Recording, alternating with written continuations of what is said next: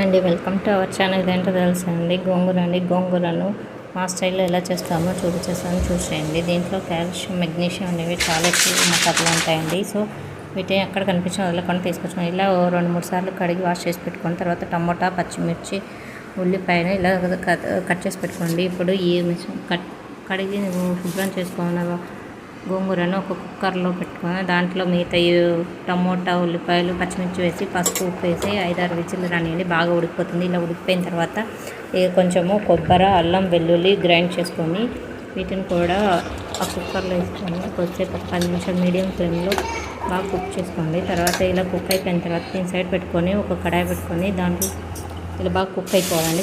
పప్పు తరాలు సైడ్ పెట్టుకోండి. తర్వాత ఒక కడాయి పెట్టుకొని దీంట్లో పోపు దించి వేసేసి దీంట్లో ఇలా శనగపప్పు కొంచెం ఎక్కువ వేసుకోండి, చాలా బాగుంటుంది. తర్వాత ఇలా కొంచెం వెల్లుల్లిపాయలు, ఉల్లిపాయలు, ఎండుమిర్చి, కరివేపాకు వేసి బాగా ఫ్రై చేయండి. ఇలా ఫ్రై అయిపోయిన తర్వాత ఇలా ఫ్రై అయిపోవాలండి. ఇలా అయిపోయిన తర్వాత ఇందాక మ్యాష్ చేసి పెట్టుకున్న ఈ మిశ్రమాన్ని దాంట్లో వేసి బాగా కలిపెట్టుకోండి. సూపర్ టేస్టీ స్టైల్ గోంగూర